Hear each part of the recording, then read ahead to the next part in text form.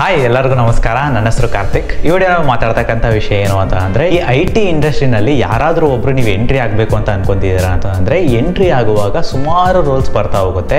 ಅದರಲ್ಲಿ ಒಂದು help ಡೆಸ್ಕ್ನಲ್ಲಿ work ಮಾಡೋದ್ರಿಂದ ಹಿಡಿದು ಸಾಫ್ಟ್ವೇರ್ ಡೆವಲಪರ್ ತನಕ ತುಂಬ ರೋಲ್ಸ್ಗಳು ಬರ್ತಾ ಹೋಗುತ್ತೆ. ಈ ರೋಲ್ಸ್ನಲ್ಲಿ 2025ನಲ್ಲಿ ಹೈ ಪ್ಯಾಕೇಜನ್ನು ಪ್ರೊವೈಡ್ ಮಾಡ್ತಕ್ಕಂಥ ರೋಲ್ಸ್ ಯಾವುದು, ಬೇಸ್ಡ್ ಅಪ್ ಅಂತ ಪ್ಯಾಕೇಜಸ್ ಮತ್ತು ಪ್ರತಿಯೊಂದು ರೋಲ್ ಕೂಡ ಒಂದು ಓವರ್ವ್ಯೂನ ನಿಮಗೆ ಕೊಡ್ತಾ ಹೋಗ್ತೀನಿ. ಈ ರೋಲ್ನ ನೀವು ಈ ಥರ ಕೆಲಸ ಮಾಡ್ತಾ ಹೋಗ್ತೀರಾ, ನಿಮಗೆ ಇಷ್ಟು ಪ್ಯಾಕೇಜ್ನ ಕೊಡ್ತಾ ಹೋಗ್ತಾರೆ. ಸೊ ನಿಮಗೆ ಇದು ಹೆಲ್ಪ್ಫುಲ್ ಆಗಿರುತ್ತೆ. ನಿಮಗೆ ಯಾವ ರೋಲಿಗೆ ನಾವು ಹೋಗ್ತಕ್ಕಂಥದ್ದು ಒಳ್ಳೆಯದಾಗಿರುತ್ತೆ, ಜೊತೆಗೆ ಇಷ್ಟು ಪ್ಯಾಕೇಜ್ ಬಂದರೆ ನಮಗೆ ಚೆನ್ನಾಗಿರುತ್ತೆ, ಏನು ವರ್ಕ್ನ ನಾನು ಮಾಡ್ತೀನಿ, ಇದೆಲ್ಲ ಒಂದು ಅಂಡರ್ಸ್ಟ್ಯಾಂಡಿಂಗ್ ನಿಮಗೆ ಸಿಗ್ತಾ ಹೋಗುತ್ತೆ. So let's get out the video. ಈ ವಿಡಿಯೋನಲ್ಲಿ ಹೈಲೈಟ್ ಏನು ಅಂತ ಅಂದರೆ, ನಾನು ಬೇಸ್ಡ್ ಅಪ್ ಅಂತ ಪ್ಯಾಕೇಜಸ್ ನಾನು 1 to 10 ತನಕ ರ್ಯಾಂಕ್ ಮಾಡ್ತಾ ಹೋಗಿದ್ದೀನಿ. ಸೊ ನಿಮಗೆ ಇದು ತುಂಬಾ ಹೆಲ್ಪ್ಫುಲ್ ಆಗಿರುತ್ತೆ. ಫಸ್ಟ್ ರ್ಯಾಂಕಿಂದ 10th ರ್ಯಾಂಕ್ ತನಕ ನಿಮಗೆ ಡೈರೆಕ್ಟಾಗಿ ಹೈ ಪ್ಯಾಕೇಜ್ ಜೊತೆಗೆ ಒಂದು ಒಳ್ಳೆ ರೋಲೇ ಬೇಕು ಅನ್ನಂಗಿದ್ರೆ ನೀವು ಡೈರೆಕ್ಟಾಗಿ ಕೊನೆಗೆ ವಿಡಿಯೋನ ಎಂಡಿಗೆ ಹೋಗ್ಬಿಡಿ, ಅಲ್ಲಿ ನಿಮಗೆ ಟಾಪ್ 1 ಸಿಗ್ತಾ ಹೋಗುತ್ತೆ. ನಾನು 10 to 1 ತನಕ ನೀಟಾಗಿ ಎಕ್ಸ್ಪ್ಲೇನ್ ಮಾಡ್ತಾ ಹೋಗ್ತೀನಿ. ಪೇಷನ್ಸಿಂದ ಈಸಿಯಾಗಿ ನೀವು ಕೇಳಿಸ್ಕೊಂಡ್ರೆ ಪ್ರತಿಯೊಂದು ರೋಲ್ ಕೂಡ ಯಾವ ಥರ ವರ್ಕ್ ಆಗ್ತಾ ಹೋಗುತ್ತೆ ಅಂತ ನಿಮಗೆ ಒಂದು ಕಂಪ್ಲೀಟ್ ಕ್ಲಾರಿಟಿ ಸಿಗ್ತಾ ಹೋಗುತ್ತೆ. ನಾನು ಈ ರೋಲ್ಸ್ ಎಲ್ಲ ಇದಾವಲ್ಲ, ಈ ರೋಲ್ಸ್ನಲ್ಲಿ ನನ್ನ ಫ್ರೆಂಡ್ಸ್ ಕೂಡ ವರ್ಕ್ ಮಾಡ್ತಾ ಇದ್ದಾರೆ. ಅದರಿಂದಾಗಿ ನನಗೆ ಈ ರೋಲ್ಸ್ ತುಂಬಾ ಒಂದು ಫೆಮಿಲಿಯರ್ ರೋಲ್ಸ್ ಅಂತಲೇ ಹೇಳ್ಬೋದು.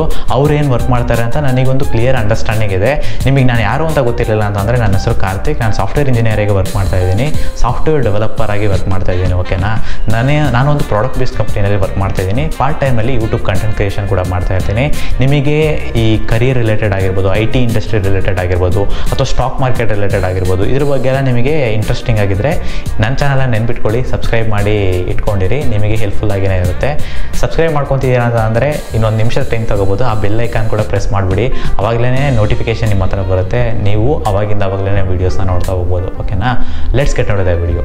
ಮೊದಲನೇ ರೋಲ್ ಯಾವುದು ಅಂತ ಅಂದರೆ IT ಹೆಲ್ಪ್ ಡೆಸ್ಕ್. ಈ ರೋಲೇನೆ ನಾನು ಮೊದಲಿಗೆ ಹೇಳ್ದಂಗೆ ಈ ಹೆಲ್ಪ್ ಡೆಸ್ಕ್ನಲ್ಲಿ ವರ್ಕ್ ಮಾಡ್ತಕ್ಕಂಥದ್ದಾಗಿರ್ಬೋದು, IT ಸಪೋರ್ಟ್ ಆಗಿ ವರ್ಕ್ ಮಾಡ್ತಕ್ಕಂಥವರಿಗೆ ಆಲ್ಮೋಸ್ಟ್ 3 to 6 LP ತನಕ ಪ್ಯಾಕೇಜಸ್ನ ಕೊಡ್ತಾ ಹೋಗ್ತಾರೆ IT ಕಂಪನೀಸ್ನಲ್ಲಿ. ಅದು ಪ್ರಾಡಕ್ಟ್ ಬೇಸ್ಡ್ ಕಂಪನಿ ಆಗಿರ್ಬೋದು ಅಥವಾ ಸರ್ವಿಸ್ ಬೇಸ್ಡ್ ಕಂಪನಿ ಆಗಿರ್ಬೋದು, ನಿಮಗೆ ಆಲ್ಮೋಸ್ಟ್ 3 to 6 LP ತನಕ ಪ್ಯಾಕೇಜಸ್ನ ಕೊಡ್ತಾರೆ. ಈ ರೋಲ್ಸ್ನಲ್ಲಿ ನೀವು ಏನೇನೆಲ್ಲ ಕೆಲಸ ಮಾಡ್ತೀರಾ ಅಂತ ನಾವು ನೋಡ್ತಾ ಹೋದರೆ, ಇದರಲ್ಲಿ ಬಂದು ಮೇಯ್ನಾಗಿ ಈಗ ಯಾವುದಾದ್ರೂ ಸಾಫ್ಟ್ವೇರ್ ಇನ್ಸ್ಟಾಲೇಷನ್ ಮಾಡಬೇಕು ಅಂತ ಅಂದ್ಕೊಳ್ಳಿ. ಇವಾಗ ನಮ್ಮ ಲ್ಯಾಪ್ಟಾಪ್ನಲ್ಲಾದರೆ ನಾವು ಎನ್ವಿರಾನ್ಮೆಂಟ್ ವೇರಿಯೇಬಲ್ಸ್ನೆಲ್ಲ ನಾವು ಈಸಿಯಾಗಿ ಸೆಟ್ ಮಾಡ್ಕೊಂಡ್ಬಿಡ್ಬೋದು. ಓಕೆನಾ, ಬಟ್ ಈ ಕಂಪನಿಯಲ್ಲಿ ಕೊಡ್ತಕ್ಕಂಥ ಲ್ಯಾಪ್ಟಾಪ್ನಲ್ಲಿ ನಿಮಗೆ ಇಷ್ಟ ಬಂದಿದ್ದು ಅಪ್ಲಿಕೇಶನ್ಸ್ನ ಇನ್ಸ್ಟಾಲ್ ಮಾಡೋಕ್ಕಾಗಲ್ಲ ಅಲ್ವಾ. ಅಂಥ ಟೈಮ್ನಲ್ಲಿ ಬಂದುಬಿಟ್ಟು ಈ IT ಹೆಲ್ಪ್ ಡೆಸ್ಕ್ ಹತ್ರ ಹೋಗ್ಬಿಟ್ಟು ನನಗೆ ಈ ಥರದೊಂದು ಅಪ್ಲಿಕೇಶನ್ ಇನ್ಸ್ಟಾಲ್ ಮಾಡಿಕೊಡಿ ಅಂತ ಕೇಳಿದ್ರೆ, ಅವ್ರಿಗೆ ಯೂಸರ್ ID ಕ್ರೆಡೆನ್ಷಿಯಲ್ಸ್ ಎಲ್ಲ ಇರುತ್ತೆ, ಅವರು ಅದನ್ನು ವೆರಿಫೈ ಮಾಡಿ ಇನ್ಸ್ಟಾಲ್ ಮಾಡಿಕೊಡ್ತಾರೆ. ಜೊತೆಗೆ ನಿಮ್ಗೆ ಯಾವುದಾದ್ರೂ ಲ್ಯಾಪ್ಟಾಪ್ ಕೆಟ್ಟೋದ್ರೆ ಅದನ್ನು ರಿಪ್ಲೇಸ್ ಮಾಡಿಕೊಡ್ತಾರೆ. ಮತ್ತು ಪ್ರೊಜೆಕ್ಟರ್ಸ್ ಏನಾದರೂ ಆಫೀಸ್ನಲ್ಲಿ ವರ್ಕ್ ಆಗಲಿಲ್ಲ ಅಂತಂದರೆ ಅದನ್ನೆಲ್ಲ ಚೆಕ್ ಮಾಡ್ತಾರೆ. ಈ ಕಾಲ್ ರೂಮ್ಸ್ನೆಲ್ಲ ಮೈಕ್ಸ್ ಎಲ್ಲ ಕರೆಕ್ಟಾಗಿದ್ದಾವೆ ಅಂತ ಟೆಸ್ಟ್ ಮಾಡ್ತಾರೆ. ಈ ಥರ ನಿಮಗೆ ಯಾವುದಾದ್ರೂ ಒಂದು VPN ಇಶ್ಯೂಸ್ ಬಂದರೆ ಅಥವಾ ನೆಟ್ವರ್ಕ್ ಇಶ್ಯೂಸ್ ಏನಾದರೂ ಆದರೆ ನೀವು ಅವ್ರ ಹತ್ರ ಡೈರೆಕ್ಟಾಗಿ ಹೆಲ್ಪ್ ಡೆಸ್ಕ್ ಹತ್ರ ಹೋಗ್ಬೋದು. ನನಗೆ ಈ ಥರ ಇಶ್ಯೂ ಇದೆ ಅಂತ ನೀವು ಕೇಳ್ಬೋದು. ಅವಾಗ ಅವ್ರು ಬೇಕಾದ್ರೆ ಟನಲ್ ಮಾಡಿಬಿಡ್ತಾರೆ. ಈ ಕಂಪ್ನಿ ಹತ್ರ ಹೋಗಿ ನೀವು ಕೇಳಿ, ಈ ಟೀಮ್ ಹತ್ರ ಹೋಗಿ ಕೇಳಿ, ನಿಮಗೆ ಕ್ಲೀನಾಗಿ ಇದಕ್ಕೆ ಸೊಲ್ಯೂಷನ್ ಸಿಗುತ್ತೆ ಅಂತ ಅವ್ರು ಎಕ್ಸ್ಪ್ಲೈನ್ ಮಾಡ್ತಾರೆ. ಸೊ ನಿಮಗೆ ಆ ಥರದ ವರ್ಕ್ನ ನೀವು ಮಾಡ್ತಾ ಹೋಗ್ತೀರಾ. ಓಕೆನಾ, ಈ IT ಹೆಲ್ಪ್ ಡೆಸ್ಕ್ ವರ್ಕ್ನಲ್ಲಿ ನಿಮಗೆ ಅದಕ್ಕೆ ತಕ್ಕಂಗೆ ಪ್ಯಾಕೇಜ್ ಇರುತ್ತೆ. ಮೋರ್ ಟೆಕ್ನಿಕಲ್ ಆಗಿ ನೀವು ಮಾಡ್ತಕ್ಕಂಥ ಕೆಲಸ ಇರಲ್ಲ ಅಲ್ವಾ, ಅದಕ್ಕೋಸ್ಕರ 3 to 6 LP ತನಕ ಎಂಟ್ರಿ ಲೆವೆಲ್ ಜಾಬ್ ಆಗಿ ಕೊಡ್ತಾ ಹೋಗ್ತಾರೆ. ಓಕೆನಾ, ಸೆಕೆಂಡ್ ಜಾಬ್ ಯಾವುದು ಅಂತ ಅಂದರೆ QA automation engineer. QA automation ಇಂಜಿನಿಯರ್ಗೆ ಅವರ ಕೆಲಸ ಏನು ಅಂತಂದರೆ, ಆಟೋಮೇಷನ್ ಸ್ಕ್ರಿಪ್ಟ್ಸ್ನ ಬರೀತಕ್ಕಂಥದ್ದು. ಈ ಸೆಲೆನಿಯಮ್ ಎಲ್ಲ ಬರುತ್ತಲ್ಲ, ಜಾವಾ ವಿತ್ ಸೆಲೆನಿಯಮ್ ಅಥವಾ ಪೈಥಾನ್ ವಿತ್ ಸೆಲೆನಿಯಮ್, ಈ ಥರದ್ದೆಲ್ಲ ಒಂದು ಟೆಕ್ನಾಲಜೀಸ್ನ ಯೂಸ್ ಮಾಡಿಕೊಂಡು ಸ್ಕ್ರಿಪ್ಟ್ಸ್ನ ಬರೀತಾ ಹೋಗ್ತೀರಾ. ಈಗ ಸಾಫ್ಟ್ವೇರ್ ಡೆವಲಪರ್ಸ್ ಬಂದು ಕೋಡ್ನೆಲ್ಲ ಡೆವಲಪ್ ಮಾಡಿರ್ತಾರಲ್ಲ, ಅವರ ಒಂದು ಕೋಡ್ ನಿಮ್ಮ ಹತ್ರ ಬಂದಾಗ ಆ ಕೋಡ್ ಪರ್ಫೆಕ್ಟಾಗಿ ವರ್ಕ್ ಆಗ್ತಿದೆಯಾ ಇಲ್ವಾ ಅಂತ ಹೇಳ್ಬಿಟ್ಟು ನೀವು ಟೆಸ್ಟಿಂಗ್ನ ಮಾಡಿ ಈ ಟೆಸ್ಟ್ ಕೇಸಸ್ನೆಲ್ಲ ಬರೆದು ಆಟೋಮೇಷನ್ನ ಮಾಡಿಬಿಡ್ತೀರಾ. ಸೊ ಆ ಸಾಫ್ಟ್ವೇರ್ ಪಕ್ಕ ವರ್ಕ್ ಆಗ್ತಿದೆಯಾ ಇಲ್ವಾ ಅಂತ ಚೆಕ್ ಮಾಡ್ತಕ್ಕಂಥದ್ದಾಗಿರ್ಬೋದು, ಕ್ವಾಲಿಟಿ ಕರೆಕ್ಟಾಗಿದೆಯಾ ಅಂತ ಚೆಕ್ ಮಾಡೋದಾಗಿರ್ಬೋದು, ಇಂಥ ಕೆಲಸನ ನೀವು ಮಾಡ್ತಾ ಹೋಗ್ತೀರಾ. ಈ ರೋಲ್ಗೆ ಎಂಟ್ರಿ ಲೆವೆಲಲ್ಲಿ ಜಾಯ್ನ್ ಆದವ್ರಿಗೆ ಎಷ್ಟು ಪ್ಯಾಕೇಜನ್ನು ಕೊಡ್ತಾರೆ ಅಂತ ಅಂದರೆ 4 to 8 LP ತನಕ ಪ್ಯಾಕೇಜಸ್ನ ಕೊಡ್ತಾ ಹೋಗ್ತಾರೆ ಅಂದರೆ ನೆನ್ಪಿಟ್ಕೊಳ್ಳಿ. ಸೊ ಈ ಪ್ಯಾಕೇಜ್ ನಿಮಗೆ ಓಕೆ ಇದ್ದು, ಈ ವರ್ಕ್ ನಿಮಗೆ ಓಕೆ ಇದ್ದರೆ ನೀವು ತೀರಾ ಕೋಡಿಂಗ್ ನಾಲೆಡ್ಜ್ ಬೇಕಾಗಲ್ಲ ಅಂತ ನೆನ್ಪಿಟ್ಕೊಳ್ಳಿ. ಓಕೆನಾ, ಈ ಥರದ ರೋಲ್ಗೆ ನೀವು ಎಂಟ್ರಿ ಆಗ್ತಾ ಹೋಗ್ಬೋದು. ಓಕೆನಾ, ಪ್ಯಾಕೇಜ್ ನಿಮಗೆ ಓಕೆ ಇದ್ದು, ಜೊತೆಗೆ ಈ ಥರದ ರೋಲ್ ನಿಮ್ಗೆ ಇಂಟ್ರೆಸ್ಟಿಂಗ್ ಇದ್ದರೆ, ನನಗೆ ಕೋಡಿಂಗ್ ಎಲ್ಲ ಮಾಡೋಕ್ಕಾಗಲ್ಲ ಅನ್ನಂಗಿದ್ರೆ ಈ ಥರದ ರೋಲ್ಸ್ಗೆ ನೀವು ಎಂಟ್ರಿ ಆಗ್ತಕ್ಕಂಥದ್ದು ಒಂದು ಒಳ್ಳೆ ಆಪ್ಷನ್ ಆಗಿರುತ್ತೆ ನಿಮಗೆ. ಓಕೆನಾ, ಮೂರನೇ ರೋಲ್ ಯಾವುದು ಅಂತ ಅಂದರೆ UI UX ಡಿಸೈನರ್ಸ್ ಅಂತ ಹೇಳ್ತಾರೆ. UI UX ಡಿಸೈನರ್ಸ್ ಏನು ಕೆಲಸ ಅಂತ ಅಂದರೆ, ಇವಾಗ ಸಾಫ್ಟ್ವೇರ್ ಡೆವಲಪರ್ಸ್ ಇರ್ತಾರಲ್ಲ, ಅವರು ಸಾಫ್ಟ್ವೇರ್ ಡೆವಲಪ್ಮೆಂಟ್ ಸ್ಟಾರ್ಟ್ ಮಾಡೋಕ್ಕೂ ಮುಂಚೆ ಇವಾಗ ಬಿಸ್ನೆಸ್ ರಿಕ್ವೈರ್ಮೆಂಟ್ಸ್ ಎಲ್ಲ ಕೊಡ್ತಾರೆ ಅಂತ ಅಂದ್ಕೊಳ್ಳಿ. ಈ ಥರ ನಮಗೊಂದು ವೆಬ್ಸೈಟ್ ಬೇಕು, ಅದರಲ್ಲಿ ಬಂದು ನಾನು ಈ ಥರ ಆಪ್ಷನ್ಸ್ ಎಲ್ಲ ನಾನು ನೋಡಬೇಕು, ಈ ಥರ ಎಲ್ಲ ಅಂತ ಒಂದು ರಿಕ್ವೈರ್ಮೆಂಟ್ನ ಕೊಟ್ಟರೆ, ಆ ಒಂದು ಡೈರೆಕ್ಟಾಗಿ ಕೋಡಿಂಗಿಗೆ ಜಂಪ್ ಆಗೋಕ್ಕೂ ಮುಂಚೆ, ಸಾಫ್ಟ್ವೇರ್ ಡೆವಲಪರ್ ಜಂಪ್ ಆಗೋಕ್ಕೂ ಮುಂಚೆ UI UX ಟೀಮ್ ಅಂತ ಬರುತ್ತೆ. ಬರುತ್ತೆ. ಅದರಲ್ಲಿ ಬಂದ್ಬಿಟ್ಟು ಈ UI/UX ಡೆವಲಪರ್ಸ್ ಏನು ಮಾಡ್ತಾರೆ ಅಂತ ಅಂದರೆ ಆ ರಿಕ್ವೈರ್ಮೆಂಟ್ಗೆ ತಕ್ಕಂಗೆ ಒಂದು ಬ್ಯೂಟಿಫುಲ್ UI-ನ ಡಿಸೈನ್ ಮಾಡ್ತಾರೆ. UI ಅಂದರೆ ಏನು, ಯೂಸರ್ ಇಂಟರ್ಫೇಸ್ನ ಡಿಸೈನ್ ಮಾಡ್ತಾರೆ. ಅದು ಮೇ ಬಿ ಮೊಬೈಲ್ ಅಪ್ಲಿಕೇಶನ್ ಆಗಿರ್ಬೋದು ಅಥವಾ ವೆಬ್ಸೈಟ್ಗಾಗಿರ್ಬೋದು, ಇದರ ಬಗ್ಗೆ ಒಂದು ಡಿಸೈನಿಂಗ್ ಮಾಡ್ತಾರೆ. ಸೊ ಡಿಸೈನ್ ಮಾಡೋದ್ರ ಮುಖಾಂತರ ಅದು ಒಂದು ಯೂಸರ್ಸ್ಗೆ ಸ್ಯಾಟಿಸ್ಫೈ ಆದರೆ, ಬಿಸ್ನೆಸ್ ಟೀಮ್ಗೆ ಸ್ಯಾಟಿಸ್ಫೈ ಆದರೆ ಆ ಥರ ಡಿಸೈನಲ್ಲಿ ನೀವೊಂದು ವೆಬ್ಸೈಟ್ನ ಡೆವಲಪ್ ಮಾಡಿಕೊಡಿ ಅಥವಾ ಅಪ್ಲಿಕೇಶನ್ನ ಡೆವಲಪ್ ಮಾಡಿಕೊಡಿ ಅಂತ ಹೇಳ್ಬಿಟ್ಟು UI ಟೀಮ್ ಬಂದ್ಬಿಟ್ಟು ಡೆವಲಪರ್ಸ್ ಹತ್ರ ಕಾಂಟ್ಯಾಕ್ಟ್ ಮಾಡ್ತಾ ಹೋಗ್ತಾರೆ. ಓಕೆನಾ, ಅವಾಗ ಡೆವಲಪರ್ಸ್ ವರ್ಕ್ ಮಾಡೋಕ್ಕೆ ಸ್ಟಾರ್ಟ್ ಮಾಡ್ತಾರೆ. ಈಗ ಡೆವಲಪರ್ಸ್ ಹತ್ರ ಹೋಗೋಕ್ಕೂ ಮುಂಚೆ ಆ ಯೂಸರ್ ಇಂಟರ್ಫೇಸ್ ಎಷ್ಟು ಬ್ಯೂಟಿಫುಲ್ ಆಗಿರಬೇಕು ಅನ್ನೋದನ್ನು ಡಿಸೈಡ್ ಮಾಡ್ತಕ್ಕಂಥದ್ದು ಅಥವಾ ಡಿಸೈನ್ ಮಾಡ್ತಕ್ಕಂಥದ್ದು ಈ UI/UX ಡೆವಲಪರ್ಸ್. ಈ ಥರ ನಿಮಗೆ ಡಿಸೈನಿಂಗ್ ಎಲ್ಲ ತುಂಬ ಇಂಟ್ರೆಸ್ಟ್ ಇದ್ದರೆ ನೀವು ಆರಾಮಾಗಿ UI/UX ಡೆವಲಪರ್ಸ್ ಆಗ್ತಾ ಹೋಗ್ಬೋದು.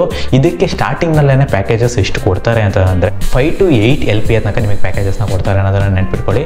ಸೊ ಈ ಪ್ಯಾಕೇಜ್ ನಿಮಗೆ ಓಕೆ ಆಗಿದ್ದು ಜೊತೆಗೆ ಈ ಒಂದು ವರ್ಕ್ ನಿಮಗೆ ಇಂಟ್ರೆಸ್ಟಿಂಗ್ ಆಗಿದ್ರೆ ಆರಾಮಾಗಿ ಈ ರೋಲ್ಗೆ ನೀವು ಎಂಟ್ರಿ ಆಗ್ತಾ ಹೋಗ್ಬೋದು. ಓಕೆನಾ, 4th ರೋಲ್ ಏನು ಅಂತ ಅಂದರೆ business analyst role. Business analyst ರೋಲ್ದು ಏನು ಕೆಲಸ ಅಂತ ಅಂದರೆ ಬಿಸ್ನೆಸ್ ರಿಕ್ವೈರ್ಮೆಂಟ್ಸ್ನೆಲ್ಲ ಕಲೆಕ್ಟ್ ಮಾಡ್ತಕ್ಕಂಥದ್ದು.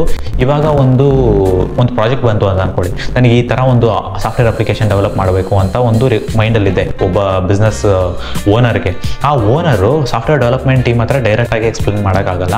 ಸಾಫ್ಟ್ವೇರ್ ಡೆವಲಪ್ಮೆಂಟ್ ಟೀಮ್ಗೂ ಓನರ್ಗೂ ಇರತಕ್ಕಂಥ ಬ್ರಿಡ್ಜ್ ಬಂದ್ಬಿಟ್ಟು ಬಿಸ್ನೆಸ್ ಅನಾಲಿಸ್ಟ್ಸು. ಇವ್ರು ಏನು ಮಾಡ್ತಾರೆ ಅಂತಂದರೆ ಈ ರಿಕ್ವೈರ್ಮೆಂಟ್ನೆಲ್ಲ ಗ್ಯಾದರಿಂಗ್ ಮಾಡ್ತಾರೆ. ರಿಕ್ವೈರ್ಮೆಂಟ್ಸ್ ಏನೇನಿದೆ, ಯಾವ ಥರ ಡೆವಲಪ್ ಆಗಬೇಕು ಅಪ್ಲಿಕೇಶನ್ನು, ಇದೆಲ್ಲ ಬಂದ್ಬಿಟ್ಟು ಕನ್ಸಿಡರ್ ಮಾಡಿ ಬಿಸ್ನೆಸ್ ರಿಕ್ವೈರ್ಮೆಂಟ್ಸ್ನೆಲ್ಲ ತಗೊಂಡು ತಲೆಯಲ್ಲಿ ಇಟ್ಕೊಂಡು ಎಲ್ಲದನ್ನು ಕಲೆಕ್ಟ್ ಮಾಡಿ ಬಿಸ್ನೆಸ್ ರಿಕ್ವೈರ್ಮೆಂಟ್ಸ್ನ ಒಂದು ಡಾಕ್ಯುಮೆಂಟ್ ಮಾಡಿ ಡೆವಲಪ್ಮೆಂಟ್ ಟೀಮ್ ಹತ್ರ ಕೊಡ್ತಾರೆ. ಅದರ ಬೇಸಿಸ್ ಮೇಲೆ ಡೆವಲಪ್ಮೆಂಟ್ ಟೀಮು ವರ್ಕ್ ಮಾಡ್ತಾ ಹೋಗುತ್ತೆ ಅನ್ನೋದನ್ನು ನೆನ್ಪಿಟ್ಕೊಳ್ಳಿ. ಓಕೆನಾ, ಸೊ ಇದಕ್ಕೆ ಈ ಬಿಸ್ನೆಸ್ ಅನಾಲಿಸ್ಟ್ಗೆ ಇದರಲ್ಲಿ ಏನು ಟೆಕ್ನಿಕಲ್ ವರ್ಕ್ ಇರಲ್ಲ, ಕೋಡಿಂಗ್ ವರ್ಕ್ ಇರಲ್ಲ, ಕಂಪ್ಲೀಟಾಗಿ ಒಂದು ಕಮ್ಯುನಿಕೇಷನ್ ವರ್ಕ್. ಈ ಎಂಡಿಂದ ಆ ಎಂಡಿಗೆ ನೀವು ಎಷ್ಟು ಚೆನ್ನಾಗಿ ಕಮ್ಯುನಿಕೇಷನ್ ಮಾಡ್ತೀರಾ, ಎಷ್ಟು ಚೆನ್ನಾಗಿ ಕೆಲಸ ಮಾಡಿಸ್ಕೊಂತೀರಾ ಸಾಫ್ಟ್ವೇರ್ ಡೆವಲಪರ್ಸ್ ಹತ್ರ ಅನ್ನೋದ್ರ ಬೇಸಿಸ್ ಮೇಲೆ ನಿಮ್ಮ ಒಂದು ಕೆಪಬಿಲಿಟಿ ಡಿಸೈಡ್ ಆಗ್ತಾ ಹೋಗುತ್ತೆ. ಸೊ ಟೆಕ್ನಿಕಲ್ ವರ್ಕ್ ಏನೂ ಇಲ್ಲ ಅನ್ನುವಾಗ, ಕೋಡಿಂಗ್ ನಾಲೆಡ್ಜ್ ನಿಮಗೆ ಇಲ್ಲ ಅಂದ್ರೂ ಪರವಾಗಿಲ್ಲ, ಬಿಸ್ನೆಸ್ ಅನಾಲಿಸ್ಟ್ ಆರಾಮಾಗಿ ಆಗ್ತಾ ಹೋಗ್ಬೋದು. ಸೊ ಇವರಿಗೆ ಎಂಟ್ರಿ ಲೆವೆಲಲ್ಲಿ ಎಷ್ಟು ಪ್ಯಾಕೇಜಸ್ನ ಕೊಡ್ತಾ ಹೋಗ್ತಾರೆ ಅಂತ ಅಂದರೆ 5 to 9 LPA ತನಕ ಪ್ಯಾಕೇಜ್ನ ಕೊಡ್ತಾರೆ ಅನ್ನೋದನ್ನು ನೆನ್ಪಿಟ್ಕೊಳ್ಳಿ. ಸೊ ನಿಮಗೆ ಪ್ಯಾಕೇಜ್ ಓಕೆ ಇದ್ದು ಒಂದು ಕೋಡಿಂಗ್ ನಾಲೆಡ್ಜ್ ಇಲ್ದಲೇ ಇದ್ದರೆ, ಒಂದು ಕಮ್ಯುನಿಕೇಷನ್ ನಾಲೆಡ್ಜ್ ತುಂಬ ಚೆನ್ನಾಗಿದ್ರೆ ಆರಾಮಾಗಿ ಬಿಸ್ನೆಸ್ ಅನಾಲಿಸ್ಟ್ ಆಗ್ತಾ ಹೋಗ್ಬೋದು. ಓಕೆನಾ, ಬ್ಲಾಕ್ ಚೈನ್ ಡೆವಲಪರ್ಸ್ಗೆ ಒಂದು ವರ್ಕ್ ಏನು ಅಂತ ಅಂದರೆ, ಬ್ಲಾಕ್ ಚೈನ್ ಡೆವಲಪರ್ಸ್ ಏನು ಮಾಡ್ತಾರೆ ಅಂತಂದರೆ ಈ ಸೆಂಟ್ರಲೈಸ್ಡ್ ಅಪ್ಲಿಕೇಶನ್ಸ್ನ ಡೆವಲಪ್ ಮಾಡ್ತಾರೆ. ಎಷ್ಟೊಂದು ಒಂದು ಕ್ರಿಪ್ಟೋ ರಿಲೇಟೆಡ್ ಎಲ್ಲ ಒಂದು ಸಾಫ್ಟ್ವೇರ್ಸ್ ಎಲ್ಲ ಬರ್ತಾವಲ್ಲ, ಅದನ್ನೆಲ್ಲ ಬಂದ್ಬಿಟ್ಟು ಈ ಥರದ್ದು ಇಂಜಿನಿಯರ್ಸನ್ನೇ ಬಿಲ್ಡ್ ಮಾಡ್ತಕ್ಕಂಥದ್ದು. ನಿಮಗೆ ಬ್ಲಾಕ್ ಚೈನ್ ಟೆಕ್ನಾಲಜಿ ಬಗ್ಗೆ ತುಂಬ ಚೆನ್ನಾಗಿ ಐಡಿಯಾ ಇದೆ, ಬ್ಲಾಕ್ ಚೈನ್ ಬಗ್ಗೆ ನೀವು ಎಷ್ಟೊಂದು ಕೋಡ್ ಬಗ್ಗೆ ವರ್ಕ್ ಮಾಡಿದ್ದೀರಾ, ಒಂದು ಆಲ್ಗರಿದಮ್ಸ್ನ ಬಿಲ್ಡ್ ಮಾಡೋದು ನಿಮಗೆ ಗೊತ್ತು ಅನ್ನುವಾಗ ಆರಾಮಾಗಿ ಬ್ಲಾಕ್ ಚೈನ್ ಡೆವಲಪರ್ಸ್ ನೀವು ಆಗ್ತಾ ಹೋಗ್ಬೋದು. ಈ ರೋಲ್ಗೆ ಎಷ್ಟು ಪೇಮೆಂಟ್ನ ಮಾಡ್ತಾರೆ ಅಂತ ಅಂದರೆ 6 to 10 LPA ತನಕ ನಿಮಗೆ ಪ್ಯಾಕೇಜಸ್ನ ಕೊಡ್ತಾರೆ ಅನ್ನೋದನ್ನ ನೆನ್ಪಿಟ್ಕೊಳ್ಳಿ. ಸೊ 10 LPA ತನಕ ಫ್ರೆಷರ್ಸಿಗೆ ಕೊಡ್ತಾ ಹೋಗ್ತಾರೆ. ನಿಮಗೆ ಈ ಥರದ ವರ್ಕ್ ಗೊತ್ತಿದ್ದು, ಒಂದು ಸರ್ಟಿಫಿಕೇಷನ್ಸ್ ಇದ್ದು ಬ್ಲಾಕ್ ಚೈನ್ ಡೆವಲಪ್ಮೆಂಟ್ ಬಗ್ಗೆ ಇದ್ದರೆ ಆರಾಮಾಗಿ ನಿಮಗೊಂದು ಇಂಟ್ರೆಸ್ಟ್ ಇದ್ದರೆ ಈ ಥರದ್ದು ಡೆವಲಪರ್ಸ್ ನೀವು ಆಗ್ತಾ ಹೋಗ್ಬೋದು. ಸೊ 2025ನಲ್ಲಿ ಇದಕ್ಕೆ ತುಂಬಾ ಡಿಮ್ಯಾಂಡ್ ಇದೆ ಅಂತ ಹೇಳ್ತಾ ಹೋಗ್ಬೋದು. ಓಕೆನಾ, ಸೊ ಬ್ಲಾಕ್ ಚೈನ್ ಡೆವಲಪರ್ಸ್ ನಿಮಗೆ ಇಂಟ್ರೆಸ್ಟ್ ಇದ್ದರೆ ಆರಾಮಾಗಿ ಎಂಟ್ರಿ ಆಗ್ತಾ ಹೋಗ್ಬೋದು. 7ನೇ ವರ್ಕ್ ಏನು ಅಂತಂದರೆ ಕ್ಲೌಡ್ ಇಂಜಿನಿಯರ್ಸ್. ಕ್ಲೌಡ್ ಇಂಜಿನಿಯರಿಂಗ್ನಲ್ಲಿ ನನ್ನ ಫ್ರೆಂಡೇನೇ ಒಬ್ಬ ಇದ್ದಾನೆ. ಅವ್ರು ಏನು ವರ್ಕ್ ಮಾಡ್ತಾರೆ ಅಂತಂದರೆ ಕ್ಲೌಡ್ ರಿಲೇಟೆಡ್, ಈ ಸ್ಟೋರೇಜ್ ರಿಲೇಟೆಡ್ ಆಗಿರ್ಬೋದು, AWS ಆಗಿರ್ಬೋದು, ಅದಾದಮೇಲೆ ಅಜ್ಯೂರ್ ಆಗಿರ್ಬೋದು, ಇದರ ರಿಲೇಟೆಡ್ ಯಾವುದಾದ್ರೂ ಒಂದು ಕ್ವೆರೀಸ್ ಬಂದರೆ ಈ ಟೀಮ್ನೇ ಕಾಂಟ್ಯಾಕ್ಟ್ ಮಾಡ್ತಾ ಹೋಗ್ತಾರೆ. ಕ್ಲೌಡ್ ಟೀಮ್ನ ಏನಾದರೂ ಇಶ್ಯೂಸ್ ಬಂದರೆ, ಟಿಕೆಟ್ಸ್ ಎಲ್ಲ ರೈಸ್ ಆದರೆ ಇವರೇನಾದ್ರೂ ರಿಸಾಲ್ವ್ ಮಾಡಿಕೊಡ್ತಾರೆ. ಡೆಪ್ಲಾಯ್ಮೆಂಟ್ ರಿಲೇಟೆಡ್ ಬಗ್ಗೆ ಕೂಡ ಇವರು ಹೆಲ್ಪ್ ಮಾಡ್ತಾ ಹೋಗ್ತಾರೆ. ಇನ್ ಕೇಸ್ ಏನಾದರೂ ಡೆಪ್ಲಾಯ್ಮೆಂಟ್ ಎನ್ವಿರಾನ್ಮೆಂಟ್ನಲ್ಲಿ, ಸ್ಟೋರೇಜ್ ಎನ್ವಿರಾನ್ಮೆಂಟ್ನಲ್ಲಿ ಏನಾದರೂ ಇಶ್ಯೂಸ್ ಬಂದರೆ ಇವರೇನೇ ಇದನ್ನು ರಿಸಾಲ್ವ್ ಮಾಡ್ತಾರೆ ಅನ್ನೋದನ್ನ ನೆನ್ಪಿಟ್ಕೊಳ್ಳಿ. ಓಕೆನಾ, ಇವರಿಗೆ ಎಷ್ಟು ಪ್ಯಾಕೇಜಸ್ನ ಕೊಡ್ತಾರೆ ಅಂತ ಅಂದರೆ 7 to 11 LPA ತನಕ ಪ್ಯಾಕೇಜಸ್ನ ಕೊಡ್ತಾ ಹೋಗ್ತಾರೆ. ಓಕೆನಾ, ಸೊ ನಿಮಗೆ ಕ್ಲೌಡ್ ಡೆವಲಪರ್ ಆಗಬೇಕು ಅನ್ನೋಗಿದ್ರೆ, ಕ್ಲೌಡ್ ಇಂಜಿನಿಯರ್ ಆಗಬೇಕು ಅನ್ನೋಗಿದ್ರೆ ನೀವು ಈ ಒಂದು ರೋಲ್ನ ಒಂದು ಮೈಂಡಲ್ಲಿ ಇಟ್ಕೋಬಹುದು. ಓಕೆನಾ, 8ನೇದೇನು ಅಂತಂದರೆ data analyst role. Data analyst ಇವ್ರು ಏನು ಕೆಲಸ ಮಾಡ್ತಾರೆ ಅಂತ ಅಂದರೆ, ಈಗ ಮಷಿನ್ ಲರ್ನಿಂಗ್ ಟೀಮ್ಸ್ ಎಲ್ಲ ಇರ್ತಾವಲ್ಲ, ಅವರಿಗೆ ಡೇಟಾ ಗ್ಯಾದರ್ ಮಾಡ್ಕೊಡ್ತಕ್ಕಂಥ ವರ್ಕ್ ಆಗಿರ್ಬೋದು, ಅಥವಾ ಈ ಸೇಲ್ಸ್ ಪ್ಯಾಟರ್ನ್ಸ್ ಎಲ್ಲ ಅನಲೈಸ್ ಮಾಡ್ತಕ್ಕಂಥದ್ದಾಗಿರ್ಬೋದು, ಈ ಡೇಟಾನ ಇಟ್ಕೊಂಡು ಫ್ಯೂಚರ್ನ ಪ್ರಿಡಿಕ್ಟ್ ಮಾಡ್ತಕ್ಕಂಥ ಕೆಲಸ ಆಗಿರ್ಬೋದು. ಇವಾಗ ಈ ವರ್ಷ ಎಷ್ಟು ಸೇಲ್ಸ್ ಆಗಿದೆ, ಲಾಸ್ಟ್ ಇಯರ್ ಎಷ್ಟು ಸೇಲ್ಸ್ ಆಗಿದೆ, ಅದರ ಲಾಸ್ಟ್ ಇಯರ್ ಎಷ್ಟು ಸೇಲ್ಸ್ ಆಗಿದೆ, ಇದನ್ನೆಲ್ಲ ಪ್ಯಾಟರ್ನ್ ಎಲ್ಲ ಅನಾಲಿಸಿಸ್ ಮಾಡಿ ಇಂಪ್ರೂವ್ ಮಾಡೋಕ್ಕೆ ಏನೇನೆಲ್ಲ ಮಾಡ್ಬೋದು. ಈ ಥರ ಒಂದು ಡೇಟಾನ ಇಟ್ಕೊಂಡು ಡಿಸಿಷನ್ಸ್ನ ಮೇಕ್ ಮಾಡ್ತಕ್ಕಂಥ ಒಂದು ಸ್ಕಿಲ್ಸ್ ನಿಮಗಿದ್ರೆ ಆರಾಮಾಗಿ ಡೇಟಾ ಅನಾಲಿಸ್ಟ್ ಆಗ್ತಾ ಹೋಗ್ಬೋದು. ಡೇಟಾ ಜೊತೆ ವರ್ಕ್ ಮಾಡೋ ಥರ ಇರುತ್ತೆ, ಡೇಟಾ ಕಲೆಕ್ಷನ್ ಮಾಡೋ ಥರ ಇರುತ್ತೆ. ಇಂಥವರೇ ನಿಮಗೆ ಇಂಟ್ರೆಸ್ಟ್ ಇದ್ದರೆ ಡೇಟಾ ಅನಾಲಿಸ್ಟ್ ಆಗ್ತಾ ಹೋಗ್ಬೋದು. ಇಂಥ ರೋಲ್ಸ್ಗೆ ಇಷ್ಟು ಪ್ಯಾಕೇಜ್ನ ಕೊಡ್ತಾರೆ ಅಂತ ಅಂದರೆ 12 LPA ತನಕ ನಿಮಗೆ ಪ್ಯಾಕೇಜಸ್ನ ಕೊಡ್ತಾರೆ, ಅದನ್ನು ನೆನ್ಪಿಟ್ಕೊಳ್ಳಿ. ಸೊ 12 LPA ತನಕ ನಿಮಗೆ ಪ್ಯಾಕೇಜಸ್ನ ಕೊಡ್ತಾರೆ. ಅಂದರೆ ಮಂತ್ಲಿ 1 lakh ತನಕ ನಿಮಗೆ ಪ್ಯಾಕೇಜ್ ಬರುತ್ತೆ. ಸಾರಿ 1 lakh ತನಕ ಬರಲ್ಲ, ವೇರಿಯಬಲ್ ಪೇ ಎಲ್ಲ ಹೋಗುತ್ತೆ. ನಿಮಗೊಂದು 80,000 ತನಕ ಆದ್ರೂ ಬರ್ತಾ ಹೋಗುತ್ತೆ 12 lakh ನಿಮಗೆ ಸಿಕ್ಕಿದ್ರೆ. ಓಕೆನಾ? ಸೊ ನಿಮಗೆ ಡೇಟಾ ಅನಾಲಿಸ್ಟ್ಗೆ ನಿಮಗೆ ಇಂಟ್ರೆಸ್ಟ್ ಇದ್ರೆ ಆರಾಮಾಗಿ ಎಂಟ್ರಿ ಆಗ್ತಾ ಹೋಗ್ಬೋದು. 9ನೇ ಜಾಬ್ ಯಾವುದು ಅಂತಂದ್ರೆ ಮಷಿನ್ ಲರ್ನಿಂಗ್ ಡೆವಲಪರ್ಸ್. ಇದು ತುಂಬಾನೇ ನೀವು ಕೇಳಿರ್ತೀರಾ, ಮಷಿನ್ ಲರ್ನಿಂಗ್ ಆರ್ಟಿಫಿಷಿಯಲ್ ಇಂಟೆಲಿಜೆನ್ಸ್ ಡೆವಲಪರ್ಸ್ಗೆ ತುಂಬಾ ಪ್ಯಾಕೇಜ್ ಅನ್ನು ಕೊಡ್ತಾ ಇದ್ದಾರೆ. ಫ್ಯೂಚರ್ ತುಂಬಾ ಚೆನ್ನಾಗಿ ಗ್ರೋತ್ ಇದೆ ಅವರಿಗೆ ಅಂತ ತುಂಬಾ ಮಾತಾಡ್ತಾ ಇದ್ದಾರೆ. ಸೊ ನಿಮ್ಗೂ ಕೂಡ ಮಷಿನ್ ಲರ್ನಿಂಗ್ ನಲ್ಲಿ ಆಗಿರಲಿ, ಟೆನ್ಸರ್ ಫ್ಲೋ ಆಗಿರಲಿ, LLM ಮಾಡಲ್ಸ್ ಟ್ರೈನ್ ಮಾಡೋದಾಗಿರಲಿ, ಇದರಲ್ಲೆಲ್ಲ ಇಂಟ್ರೆಸ್ಟ್ ಇದ್ರೆ ಆರಾಮಾಗಿ ಮಷಿನ್ ಲರ್ನಿಂಗ್ ಇಂಜಿನಿಯರ್ ಆಗ್ತಾ ಹೋಗ್ಬೋದು ನೀವು. ಸೊ ಇವರಿಗೆ ಎಷ್ಟು ಪ್ಯಾಕೇಜಸ್ನ ಕೊಡ್ತಾರೆ ಅಂತ ಅಂದ್ರೆ ಅಪ್ ಟು 15 LPA ತನಕ ಇವರಿಗೆ ಪ್ಯಾಕೇಜಸ್ನ ಕೊಡ್ತಾ ಹೋಗ್ತಾರೆ. ಎಂಟ್ರಿ ಲೆವೆಲ್ ಅಲ್ಲೇ 15 LPA ತನಕ ಇವರಿಗೆ ಪ್ಯಾಕೇಜ್ನ ಕೊಡ್ತಾರೆ ಅನ್ನೋದನ್ನ ನೆನ್ಪಿಟ್ಕೊಳ್ಳಿ. ಸೊ ನಿಮಗೆ ಮಷಿನ್ ಲರ್ನಿಂಗ್ ಬಗ್ಗೆ ಇಂಟ್ರೆಸ್ಟ್ ಇದ್ರೆ ಆರಾಮಾಗಿ ಮಷಿನ್ ಲರ್ನಿಂಗ್ ಡೆವಲಪರ್ಸ್ ಆಗಿ ಎಂಟ್ರಿ ಆಗ್ತಾ ಹೋಗ್ಬೋದು.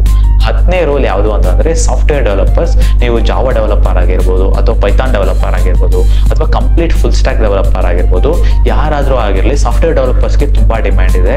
ಸೊ ಕೋಡ್ನ ಬರೆಯೋದಾಗಿರ್ಲಿ ಅಥವಾ ಟೆಸ್ಟಿಂಗ್ ಮಾಡೋದಾಗಿರ್ಲಿ, ಒಂದು ಒಳ್ಳೆ ಕೋಡ್ನ ಬರೆಯೋ ಕೇಪಬಿಲಿಟಿ ನಿಮಗಿದೆ.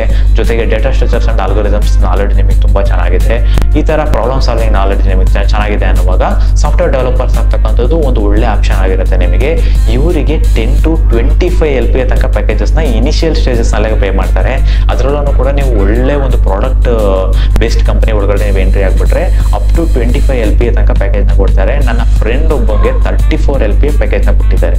ಓಕೆನಾ? ಸಾಫ್ಟ್ವೇರ್ ಡೆವಲಪರ್ ಆಗಿ ಒಂದು ಜಾಯ್ನ್ ಆದ, ಪೈಥಾನ್ ಡೆವಲಪರ್ ಆಗಿ ಒಂದು ಜಾಯ್ನ್ ಆಗಿದ್ದಾನೆ. ಸೊ ಅವನಿಗೆ ಅಷ್ಟು ಪ್ಯಾಕೇಜ್ನ ಕೊಟ್ಟಿದ್ದಾರೆ. ಸೊ ಸಾಫ್ಟ್ವೇರ್ ಡೆವಲಪರ್ ಆಗ್ತಕ್ಕಂಥದ್ದು ಒಂದು ಒಳ್ಳೆ ಆಪ್ಷನ್ನೇ ಆಗಿರುತ್ತೆ. ಅಂಟಿಲ್ ನಿಮಗೆ ಕೋಡಿಂಗ್ ಬಗ್ಗೆ ಒಂದು ಇಂಟ್ರೆಸ್ಟ್ ಇದೆ, ಪ್ಯಾಷನೇಟ್ ಆಗಿದ್ದೀರಾ ಅನ್ನುವಾಗ ತುಂಬಾನೇ ಒಂದು ಒಳ್ಳೆ ಕರಿಯರ್ ಅಂತಾನೆ ಹೇಳ್ತಾ ಹೋಗ್ಬೋದು. ನಾನು ಕೂಡ ಸಾಫ್ಟ್ವೇರ್ ಡೆವಲಪರ್ ಆಗೇನೆ ವರ್ಕ್ ಮಾಡ್ತಾ ಇರೋದು, ಜಾವಾ ಡೆವಲಪರ್ ಆಗೇನೆ ವರ್ಕ್ ಮಾಡ್ತಾ ಇದ್ದೀನಿ. ನನಗೆ ಎಷ್ಟು ಪ್ಯಾಕೇಜ್ನ ಕೊಡ್ತಾರೆ ಅಂತ ಅಂದ್ರೆ ನಾನು ಡಿಸ್ಕ್ಲೋಸ್ ಮಾಡೋಕ್ಕಾಗಲ್ಲ, ಸಾರಿ ಫಾರ್ ದಟ್. ಯಾಕೆಂತಂದ್ರೆ ಕಂಪನಿ ಟರ್ಮ್ಸ್ನ ಮೈಂಡಲ್ಲಿ ಇಟ್ಕೊಂಡ್ರೆ ಆ ಥರ ಡಿಸ್ಕ್ಲೋಸ್ ಮಾಡಬಾರ್ದು. ಈವನ್ ನನ್ನ ಕಂಪನಿ ಯಾವುದು ಅಂತ ಕೂಡ ನಿಮಗೆ ಯಾವುದೇ ವಿಡಿಯೋನಲ್ಲಿ ನಾನು ಹೇಳಿಲ್ಲ. ಸೊ ಮೇ ಬಿ ಇದೆಲ್ಲ ಇನ್ಫಾರ್ಮೇಷನ್ ನಿಮಗೆ ಯೂಸ್ಫುಲ್ ಆಗಿರುತ್ತೆ ಅಂತ ಅನ್ಕೋತೀನಿ. ನೀವು ಯಾವ ರೋಲ್ನ ಚೂಸ್ ಮಾಡ್ತೀರಾ ಅನ್ನೋದನ್ನ ಕಮೆಂಟ್ ಸೆಕ್ಷನಲ್ಲಿ ಹೇಳ್ತಾ ಹೋಗಿ. ಅಬ್ಸರ್ವೇಟಿವ್ ಸಾಫ್ಟ್ವೇರ್ ಡೆವಲಪರ್ ಅಂತ ಹೇಳಬೇಡಿ, ಯಾಕಂತಂದ್ರೆ ಹೈ ಪ್ಯಾಕೇಜ್ ಕೊಡ್ತಾರೆ ಅಂತ. ಅಂಟಿಲ್ ನೀವು ಕೋಡಿಂಗ್ ಬಗ್ಗೆ ಪ್ಯಾಷನೇಟ್ ಆಗಿದ್ದೀರಾ ಅಂದರೆ ಸಾಫ್ಟ್ವೇರ್ ಡೆವಲಪರ್ ಆಗ್ತಕ್ಕಂಥದ್ರಲ್ಲಿ ಯಾವುದೇ ರೀತಿಯಾದ ತಪ್ಪಿಲ್ಲ. ಎಲ್ಲರೂ ಸಾಫ್ಟ್ವೇರ್ ಡೆವಲಪರ್ ಆಗ್ತಾ ಹೋಗ್ಬೋದು. ಬಟ್ ಕೋಡಿಂಗ್ ಇಂಟ್ರೆಸ್ಟ್ ಇಲ್ದಲೇ ಇರುವಾಗ ಬಿಸ್ನೆಸ್ ಅನಲಿಸ್ಟ್ ಅಥವಾ ಡೇಟಾ ಅನಲಿಸ್ಟ್ ಈ ಥರದ ರೋಲ್ಸ್ ನಿಮಗೆ ತುಂಬಾ ಹೆಲ್ಪ್ಫುಲ್ ಆಗಿರುತ್ತೆ. ಓಕೆನಾ? Thank you so much for watching. See you next video. Happy life, happy career, and have a good day. Thank you so much for watching. See you next video. Karthik.